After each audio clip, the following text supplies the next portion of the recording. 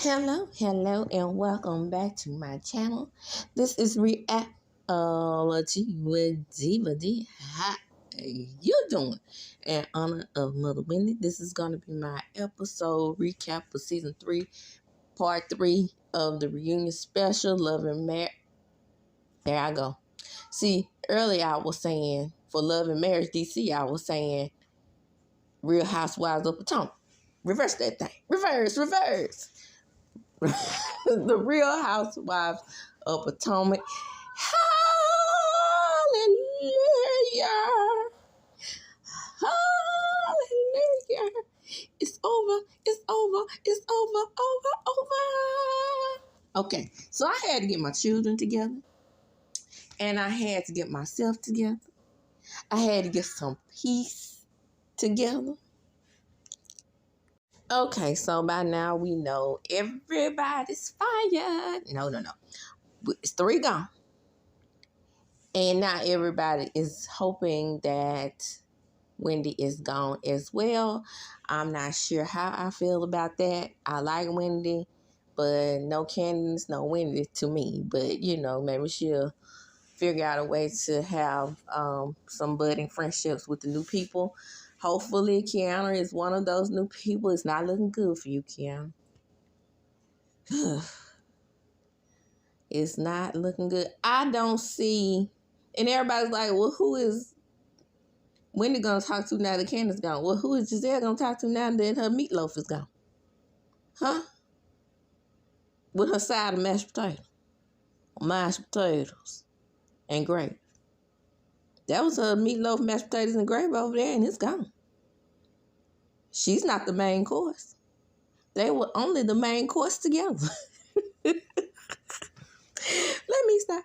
Let me get on to this reunion special because I've been doing everything else. Everything has come down the pipe today, hasn't it? I have not had time to breathe for all the good tea coming out of the Real Housewives of Potomac sitting over there. Andy, are you paying attention? The people have spoken, Andy. The people have spoken. And I know you got your gay pink panties in a bunch. Now that Candace is not sharing her pregnancy journey over there on that Potomac set. I know you feeling some kind of way. I feel some kind of way for you. But you effed that up for yourself, pink panties. You effed it up for yourself. Now, back to the special. Now, the episode opens up and we trying to figure out what the hell is wrong with Gordon, right? And Gordon said, I got the best wife in the world.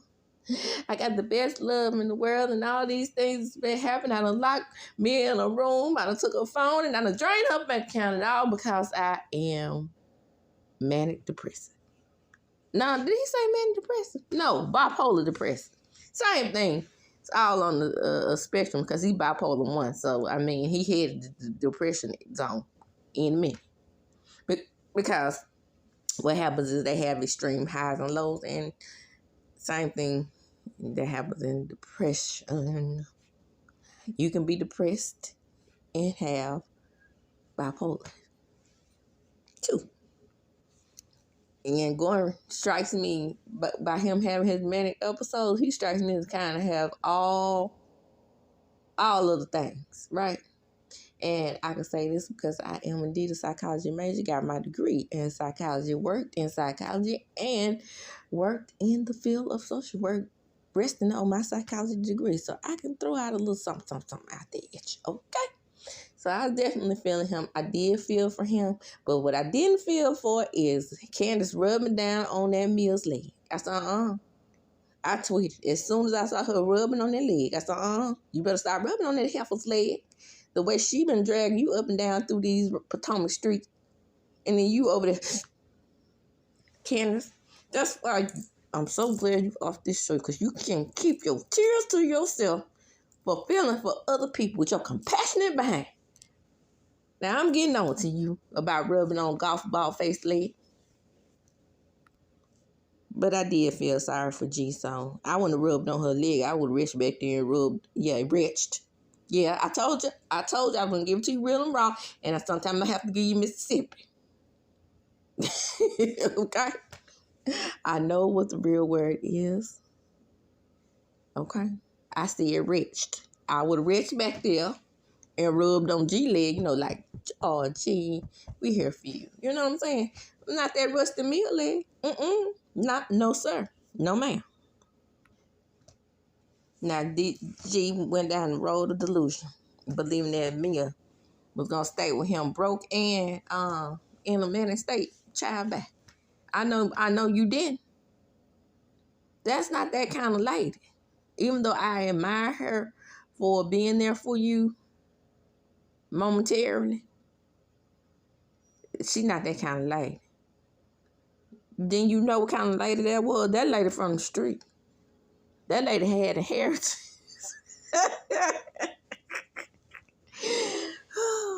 You remember when she told Candace, your video is giving low budget. And then Candace say, your mama's low budget. Remember that? So, no. That ain't that kind of lady. So Andy said he was going to admit that he's breaking the fourth wall, and he said that he was going to bring it in. He really tried to explain how Neka was really brought into the show. Here we go with this I don't know you, but I know you type of stuff, right? It wasn't one of those situations where, like, Wendy just didn't remember Neka. A lot of people are saying she wanted to be the only Nigerian on the show. I think not. I think she really was under the impression that she should bring someone on there finally who was genuinely a friend of hers. Just because someone knows you through someone else, that does not mean they know you. And I think we play a lot of times we play semantics with that word a lot. And that's why I back off people who say they don't remember me if I remember them. Like a lot of my friends from Jackson State on Facebook, I'm like, hell, they just old. And I chalk it up to that. And one of my good friends that I had, that was my friend's roommate. We became friends through her. We all started ending up hanging out together. So could she say she knows me? Absolutely. That would not offend me. But everybody is not like me. So when Wendy says she doesn't know Neka, that's how she feels. She doesn't know her intimately. So I'm not sure what this whole thing is. I guess Andy was like, all black people look alike. All Nigerians must know each other. Like I said, they form communities when they come from other countries. Like I said, I knew a lot of Africans when then we had this big Sudanese refugee camp in Jackson during the early 2000s. And a lot of them were from different villages. Just like when we were stolen and brought to this country, we were from different villages. But they had to form relationship because they had one common thing in common. Well, they had that one common thing in common. That doesn't sound right, but they had something in common. And that was them being from the same country, and they formed community with each other. And that's the same thing with Neka. Neka is so Americanized that you can't really see any part of Nigeria in her. You wouldn't know that Neka was Nigerian if she didn't tell you. Now you would know old fine sex ideas, but you wouldn't know that about a Neka. Okay, so the next question is, and it is like, so what's Osu? And through research, of course, I know what it is, but I hate it. I hate that was even brought to the show. And the sad part about it is it wasn't through a Neka, really, technically. It was through that big head demon football head. Hey on. And I love the way Wendy said, hey, hold up. Let Ashley explain since she knows what it is. Come on, Wendy. Oh, so. Because Neka was about to, break it down. No, first of all, we don't have any business delving into this as stolen Africans. Like I said many, many times, it's too much separation amongst us. Until we get on a higher plane and understand that we are one, it ain't gonna work. And I just think that on this episode, if Andy didn't know anything else on how to get rid of Ashley, he should have known by first her bringing the Osu thing to the show, her being from a cursed tribe or whatever, beyond her pay grade. Then her, starting this mess with Deborah. Like I said when I made the tweet, your housewife should have been protected. Who cares what a non-cast member has going on? So this is, even though they have been showing Ashley being a foot rubber, we find out that she is still rubbing his feet, Gollum's feet. Did you see those feet on Gollum? On Lord of the Rings? What was she rubbing exactly? It looked like those feet could turn into clay or putty or something. Right in her hand. But anyway, that's neither here nor there. Ooh, that man. When I tell you that Joker looked just like Smeagol, only with teeth. Because the only thing it was, Smeagol's teeth was separated. Pretty much Michael had his island. But when you say rich old white man to lay up under, I don't know if I could have done that for 10, 11 years.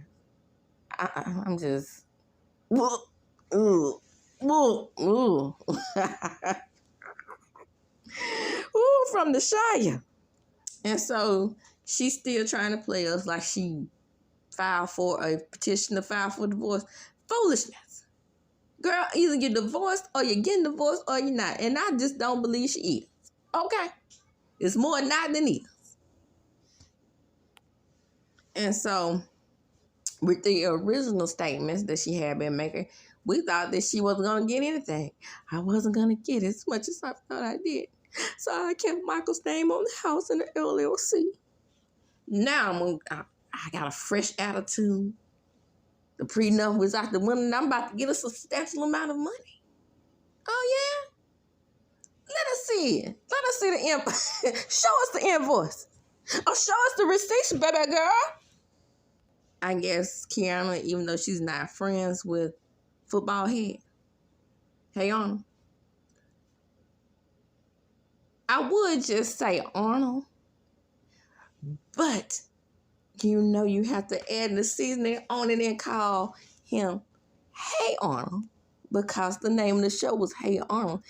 And if I just say Arnold, y'all would think I'm talking about it. Or no, I'm talking about the 90s cartoon, the sweet little guy. And it disgusts me to call Ashley the evil demon Football Head when the original Football Head, Hey Arnold, was the sweetest kid. I used to adore Arnold. Really, technically, a lot of my personality from a child I got from him because he just loved everybody in that little apartment complex that his granddad owned, didn't he? But that's not this Football Head. This Football Head right here is an emotionalist, big-headed toad. But the name fits. Now back to the show. Kiana comes out, and Kiana is explaining about the fight. And there's big-headed Hey Arnold over there apologizing. And she said, well, excuse me, Football Head. You are the queen of the aftermath apology. Okay, that should have shut down the whole show right there. Kiana, Andy should have got up off his goofy flat ass and handed her a flute right then. Now, you can clearly see from the video what really happened. But no, some kind of way we got to blame Candace. So, here's Kiana's version of events.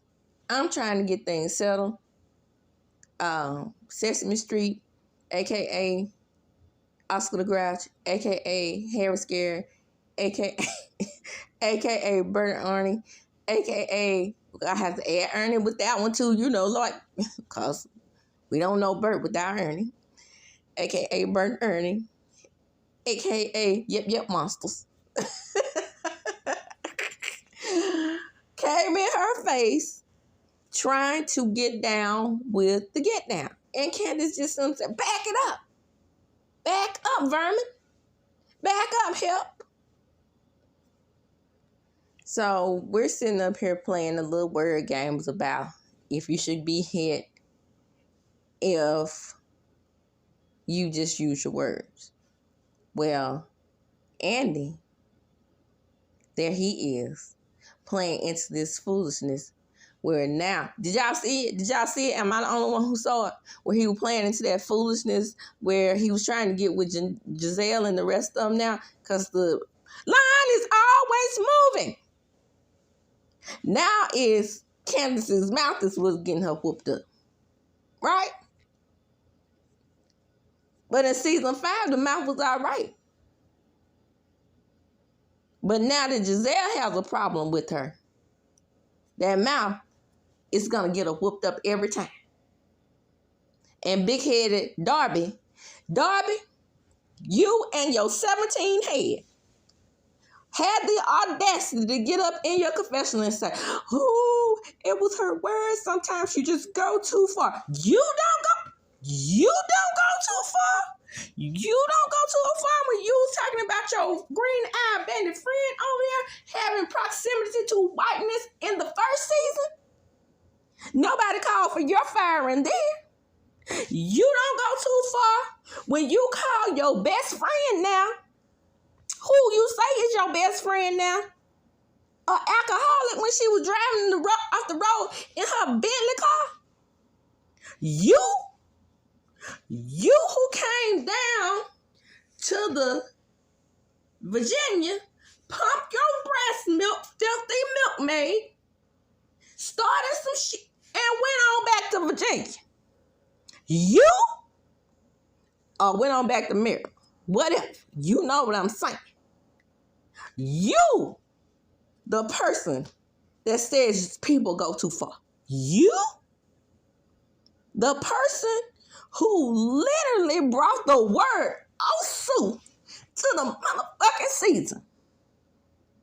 Wasn't nobody worried about the word Osu and Wendy being from a cursed tribe besides you and that heifer over there on All About the Tea. Monica. So here go Mia.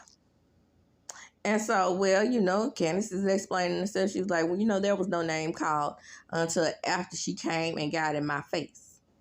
And then that's when Mia confessed and said, well, she came up to me and said, well, am I for? So she knew that she was about that life. She knew that she came there to fight and was on one because she had on that little suit. But no, Mia said she de-escalated by saying they were all beautiful. No, dear. You didn't de-escalate anything. Golf ball head, cradle face, styrofoam cup. You didn't de-escalate anything. What you did was placated to her emotions, but at the same time, her energy was focused on Candace Dillabassi. And so, when they're explaining about the name calling, Candace, could you please explain what did you mean by calling her a vomit? Vermin, idiot, vermin. And then Mel was like, well, you did call her name. You can't do that.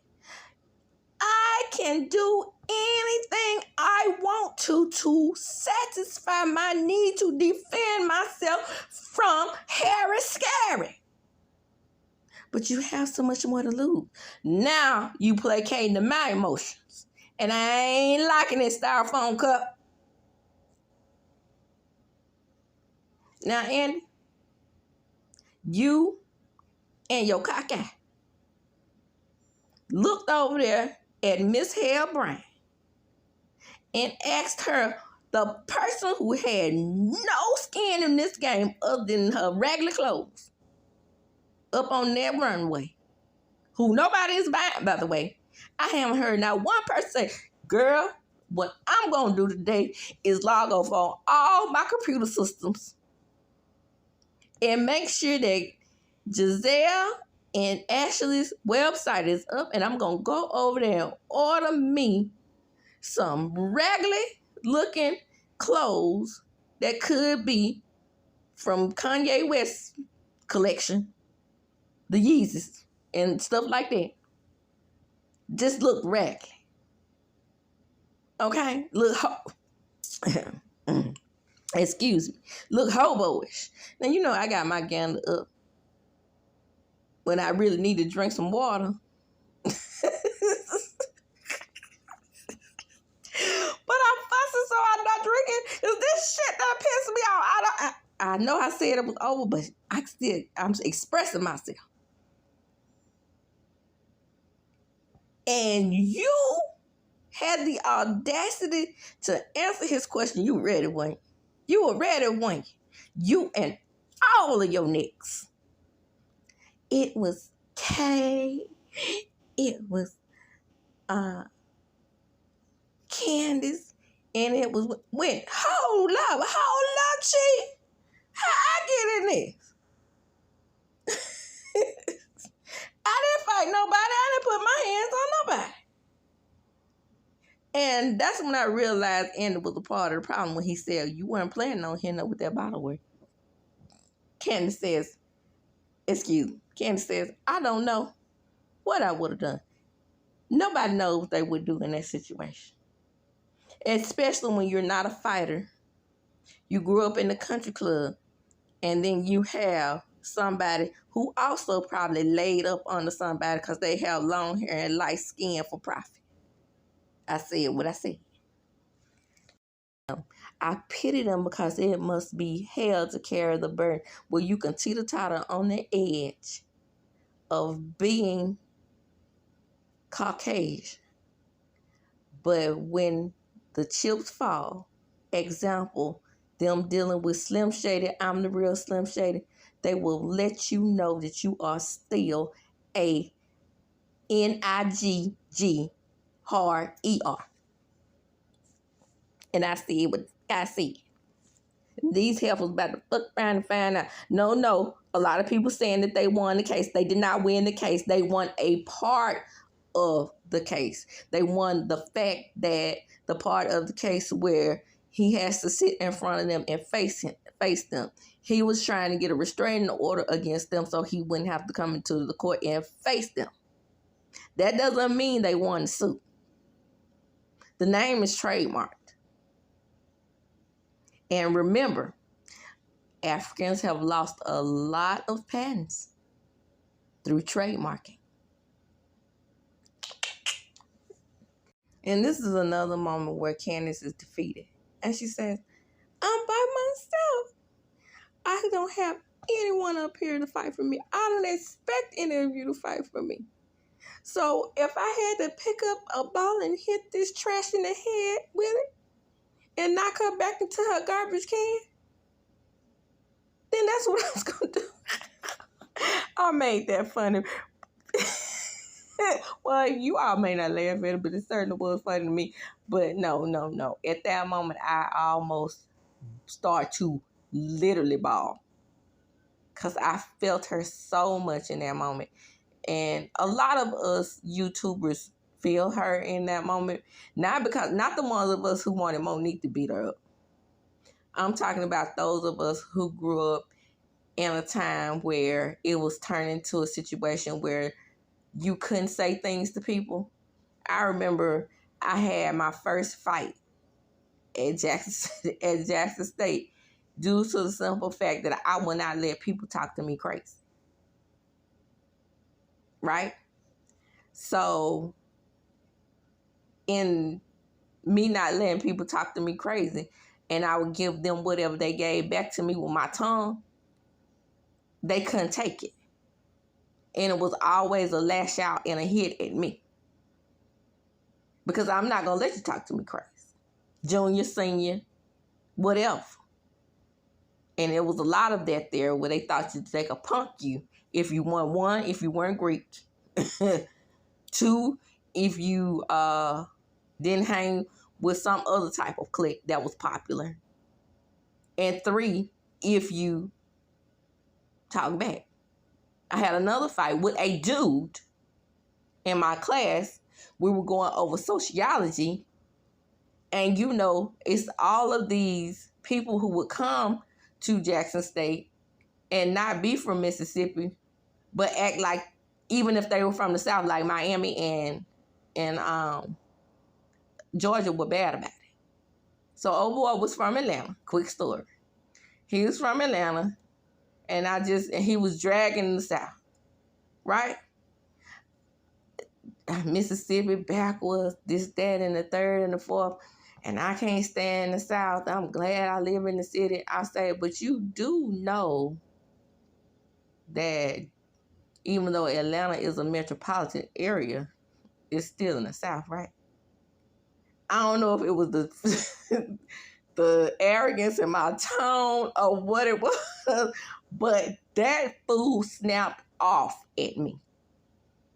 And yes, I was Candace in that moment, and I picked up a 2x4 and I hit him in his mother-sucking mouth. And the 2x4 had a nail on it. I didn't give one single solitary fuck. And once I demobilized that animal, I started. There I go with I'm going to drink some water in a minute. I demobilized that animal, and I started to pummel his ass with my two bare hands. My knuckles were bleeding. I was beating his ass so bad. You understand what I'm saying? And I can tell you, my guy friends who saw me fighting that Negro was like, dog, D, you got them hands. You was fighting him like you were fighting a man. You correct. I'm not going to fight a man fair. You put your hands on me, it's up and it's stuck from there. And I said what the fuck I said. And by the way, Miss Dot, Mama Dot, did you see your soror over there grinning at your baby? The soror that you pushed her to befriend, to get into your Greek organization, did you see her? You gonna stop now? Well, I guess you did stop because she's off the show. I'm just saying. Let me ask you again. Did you see that goofy heifer with that low-life trash of a man of hers? Did you see it? Yeah, somebody, a Robin fan, said they were going to miss Robin after I had posted my video of her being fired. You're fired. After I posted her being fired. They was like, I'm going to miss Robin. I said, only thing I said was trash. And they said, are you one to talk? I said, are you calling me trash? I just know you're not calling me trash. I never lived in a garbage can like Oscar the Grouch, a.k.a. Deborah. Now, let me just say this. A lot of people feel like this is Candace's karma for Monique. Or what's Monique's karma? For throwing Candace completely under the bus, but want to run up in Gizelle's butthole as well. When we gonna get it? Monique wasn't interested. Monique could not read. Monique brought in the color. And then she did not feel that the situation was colorist. So stop bringing up Monique as if this is Candace's karma. It's not. Monique got her karma in season 5 when she threw Candace up under the bus in the first place. That's my sister. That's my sister. That's my little sister. And the first time Miss Hale, Gizelle Bryan, was nice to her, here she is, riding around in a truck, knowing doggone well. And by the way, let me give some more correction in the timeline. I repeatedly have said, not enough people see my channel because everybody has it wrong. Gizelle's original statement, because she's an idiot, was not even supposed to be about the baby that was already in the world. Giselle is the one who messed that up. The original statement that Gigi told Sharice, but what's the one name that they call the Warriors? Dejanay? The one that T called Dejanay. What's her name? Sharice or Shanice? Sharice. The one that's the real grand dame of Potomac. I think her name is Sharice. Okay, I'm 49. Let's move right along with this. What I'm saying is, the original statement that GJ made, because back in the day, I used to watch All About the Tea. Gigi, I think, was a guest on there, if I'm not mistaken. I remember seeing her guest on something with the big hair. She was saying that Monique's baby before number 3. What's number 3 name? Carson? Channing? Chip? Charles? Chris? No, that's Chris Jr. was baby number 1. The last baby, the one that came out alive. I can't think of his name. That baby was not the one who was alleged not to be him. Remember, Monique was pregnant before him. This baby was the rainbow baby. So the baby that she miscarried is the one that Gigi said that she wasn't sure was Chris's. Let's be clear. Because she miscarried the baby, and Gigi was saying that it wasn't a miscarriage. She said that it was a surgically terminated baby. I didn't say it, she did. So I remember that story in 2019-ish, 2020. I was glued to the TV. Gizelle is the one who got it wrong and tried to say it was the last baby. She got the story mixed up. That's all that was. And by the way, I believe the rainbow baby was Chris's as well. I'm just saying that's how the story really is. So that's why I don't like people saying that this is Candace's karma. When Candace tried to tell Hazel, self-hating Hazel, trying to belong Hazel, getting hazed Hazel, that Gizelle was plotting on her. And, you know, Neka, neck bone, bone, you got yourself fired. Because it's alleged that you have been fired from the show too. You're fired. And neck bone, let me just say this. I saw you truly having compassion for Candace. You all had come to a resolution when y'all had that dinner. And I felt like Candace threw Wendy under the bus when she had that dinner with you. But I'm the type of person that understands you can be friends with whoever you want to be with. But I couldn't have been friends with you or even cordial with you dragging Wendy the way you were, especially dragging her into that shrine mess. But the thing about it is, in so many ways, because this Christianity thing had all these people in a chokehold, Candace believed you when you were trying to say that her mom was submitting her name to shrines. That's how y'all was cool. And ain't nobody gonna tell me different. Nobody could really just if you are a Christian, can really just stand beside someone who believes differently for you. And then for Wendy to continuously have to defend Catholicism, when everybody in the world knows that in Catholicism, they don't even do like Protestant Christians. They pay the fucking shrines all the time. They do. That's a part of the religion. Praying to shrines is not a bad thing. Now, damning someone on a shrine and praying their downfall, that's different. But do we know what Wendy's mother was actually praying for? She could have been praying for your success on the show. We don't know that. When someone is praying to the shrine or talking to the intercessor, which is the priest, those things are supposed to be private.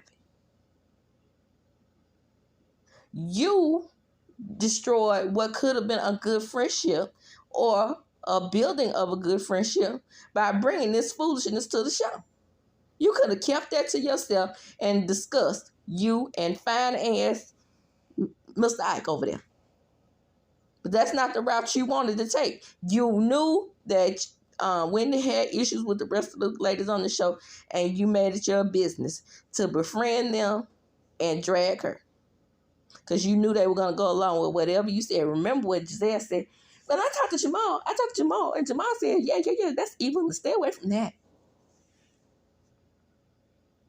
You think they were on your side, and we won't ever, because your ass is fire, get to know how they were going to drag your marriage next. And the show, thank goodness, closes with Annie's goofy ass passing out pie. And then for more ass kissing, they crown him the grand king of prince of some shit up Potomac. Foolishness. When I saw her crown him king, I started to second guess myself when I knew doggone well Rhop was fire. I say, is she trying to keep her girl on the show by crowning this fool? Standing up there looking like a straight idiot with that darn crown on his head. I want to knock it off. Because Andy is not the Andy that I knew that started interviewing those young ladies on the Real Housewives of Atlanta. By the way, Nene started the reunion specials. So it was the black franchise that started the reunion special, because when the OC first started, they weren't having reunion specials. Shout out to me for remembering that. And with that, I'm going to close with Andy looking like the half of King of Spades. You know how the King of Spades, even though that's a bad motherfucker, his crown tilts to the side. Maybe because he black. But that's neither here nor there. I'm out. I'm done. Whew. I needed that. Can't watch the show. I'm done with this. Baby, when I tell you I'm done. And with that, I'm going to close. Don't forget to like, comment, and subscribe to my channel. Don't forget to like, comment, and subscribe to my channel. Hit the notification bell button so you can be notified when I upload a video. And share the video, because sharing is caring. And as I do when I close, I'm going to chuck them up. Deuces.